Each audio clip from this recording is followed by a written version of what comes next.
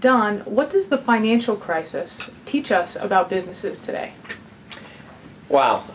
Martha Rogers and I have been talking about what we think is the single biggest problem that faces most businesses today, and that is the constant emphasis on the short term to the exclusion of any long-term costs or benefits. And there's probably nothing that illustrates the dangers of short-termism like this better than the financial crisis that the world economy has entered recently. And if you think about it, the origins of the financial crisis are all about this conflict between a business's almost maniacal focus on short-term current period results and they're disregarding all consequences that can't necessarily be measured in the future. So you had mortgage companies giving mortgages to people who really weren't qualified for the mortgages, and then earning a mortgage transaction fee and passing off the mortgage to some other company that would package them all up into securities and almost anonymize them, so the originator of the mortgage doesn't even pay any penalty if the mortgage isn't good.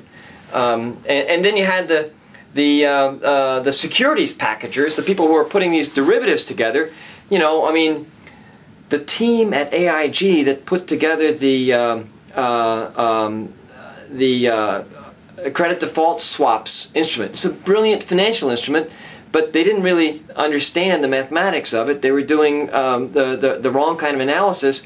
But the real problem was that the team that put this brilliant derivative together, they made almost $1 billion in personal compensation, basically from sales commissions, and they have almost no participation in the back-end risk of those instruments to begin with. So there's no linking of long-term results and short-term results. So I think short-term, long-term is a terrific, simple description of what went wrong and caused the financial crisis.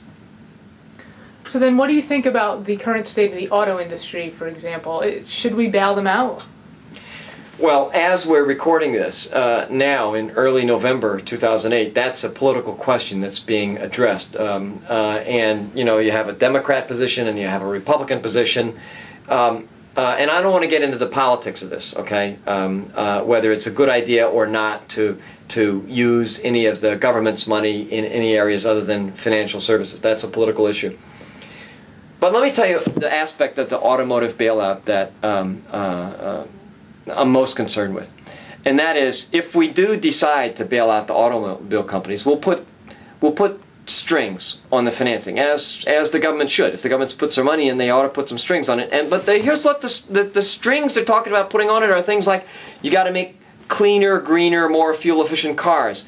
I mean, yes, it's important to have more fuel-efficient cars, but why is the automotive business in the situation they're in right now? Because of their ignorance of customer desires and because of their total, almost disregarding of the customer-centric principles that are driving a lot of other businesses. The strings I put on the financing are, hey, if you take this money from us, then we want some metrics that show that you can calculate customer lifetime values, or at least understand what are the policies that improve customer lifetime values, and we want you to take steps to improve customer lifetime values. We don't want to see any of these fourth quarter employee discounts that are going to make the sales figures and give the executives bonuses, but are going to poison the well for future quarters in terms of customer centricity.